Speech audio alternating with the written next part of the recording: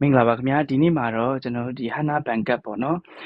တက်တန်းကုန်သွားတာပဲဖြစ်ဖြစ်ကတ်ပြောက်သွားလို့ပေါ့နော်ဒီပုံစံတူကတ်အသေးပြန်ထုတ်ဖို့အတွက်ဒီ HANA 1Q ဆိုတဲ့ application ကနေပြီးတော့မှဘယ်လိုရှောက်ရမလဲဆိုတာလေးကိုပြပြပေးသွားမှာဖြစ်ပါတယ်ခက်တစ်ဂျယ်ဘာကနီလန်လေးကိုမပြောခင်မှာပေါ့နော်အခုကျွန်တော်ရှောက်ပြမဲ့နီလန်ကကြတော့ကျွန်တော်ကိုယ်တိုင်ရှောက်ခဲ့တာအဆင်ပြေတာဖြစ်တဲ့အတွက်ပြန်ပြီးတော့မှ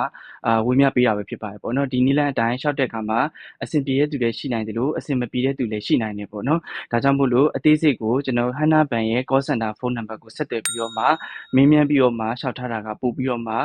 ှပို့ကောင်းတယ်ပေါ့နော်ပို့ပြီးတော့တိတိကျကျဖြစ်မယ်လို့ထင်ပါတယ်ပြပြမဲ့နီလန်ကတော့HANA ဘဏ်ကတ်ပေါ့နော်တက်တန်းကုန်သွားတာဒါမှမဟုတ်လို့ရှိရင်ကတ်ပြောက်ဆုံးသွားတာပဲဖြစ်ဖြစ်ပေါ့နော်မူလာသုံးနေတဲ့ကတ်အမျိုးအစားအတိုင်းပေါ့နော်ပုံစံတူကတ်ကိုပြန်ထုတ်ပေးဖို့အတွက်ရှောက်ထားတဲ့နီလန်ပဲဖြစ်ပါတယ်ကတ်ရှောက်ဖို့အတွက်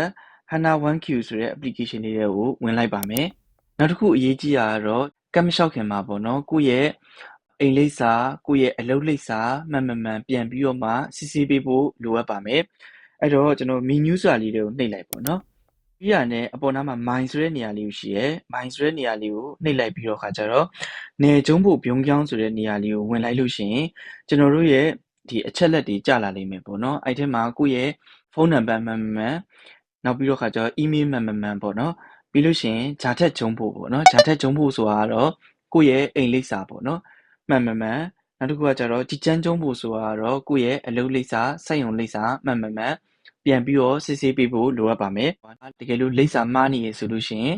ဒီနေရာမှာလိပ်စာကိုပြန်ပြီးတော့မှပြင်ပေးဖို့လိုအပ်ပါမယ်လိပ်စာပြင်ပေးပြီးလို့ရှိရင်တော့ကျွန်တော်တို့ပြုံးကြောင်းဆိုတာလေးကိုနှိပ်လိုက်လို့ရှိရင်ရပါပြီပေါ့နော်အဲဆိုတော့ကျွန်တော်ဒါလိပ်စာပြင်ပြီးရတဲ့ရှေ့ဆုံးပြန်ပြီးတော့မှထွက်လိုက်မယ်ပေါ့နော်အပေါ်ကညလေးကိုနှိပ်ပြီးတော့ရှေ့ကိုပြန်ထွက်လိုက်မယ်ပေါ့နော်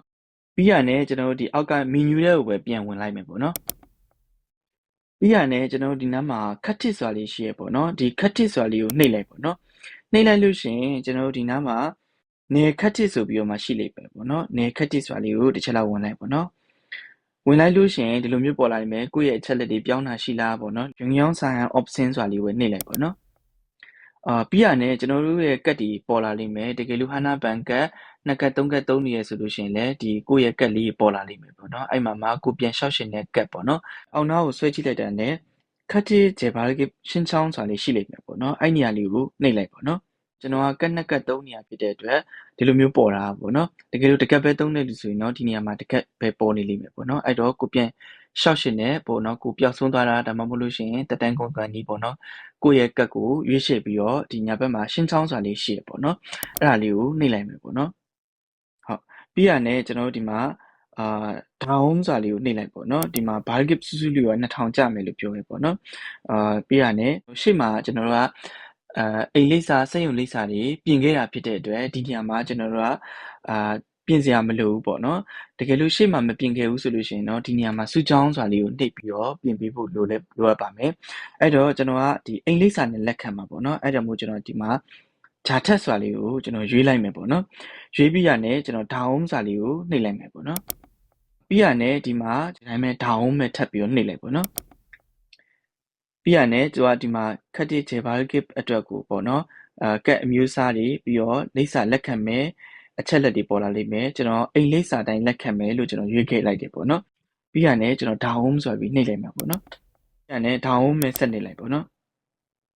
ပြီးလို့ရှိရင်သူကကာယကံရှင်ဖြစ်ကြောင်းပေါ့နော်ကိုမှန်ကန်ကြောင်းကိုဒီနီလန်း6ခုနဲ့အတည်ပြုဖို့လိုအပ်ပါမယ်အဲ့တော့ကိုကဖုန်းနဲ့အတည်ပြုလို့လည်းရတယ်ကတ်နဲ့အတည်ပြုလို့လည်းရတယ်ပေါ့နော်ကျွန်တော်ကတော့ကတ်နဲ့ပဲအတည်ပြုမယ်ပေါ့နော်အဲဆိုတော့ခက်တစ်ဆိုတာလေးကိုကျွန်တော်ရွေးလိုက်မယ်ပေါ့နော်ရွေးပြီးပြီဆိုတာနဲ့ကိုယ့်ရဲ့ကတ်ပေါ့နော်ကျွန်တော်ကကတ်နဲ့ကတ်ရှိရဖြစ်တဲ့အတွက်နောက်ထပ်တစ်ကတ်နဲ့ကျွန်တော်ကကိုမှန်ကန်ကြောင်းအတည်ပြုပေးမှာဖြစ်ပါတယ်အဲ့တော့နောက်ထပ်တစ်ကတ်နဲ့ကျွန်တော်ရဲ့ကတ်ရဲ့ရိုးရိုးဂီကန်ဆိုတာကတော့ကတ်တက်တန်းကုန်ဆုံးတဲ့ရက်ပေါ့နော်လရယ်နှစ်ရယ်ထည့်ပေးမယ်ပေါ့နော်ပြီးရင်ကတ် CVC နံပါတ်3လုံးထည့်ပေးမယ်ပြီးရနဲ့ကိုယ့်ရဲ့ကတ် password ရှစ်နှလုံးထည့်ပေးမယ်ပေါ့နော်ပြီးရနဲ့ working နှိပ်လိုက်လို့ရှိရင်ပုံစံတူကတ်ပုံလားသုံးနေတဲ့ကတ်ပေါ့နော်အမျိုးအစားတူကတ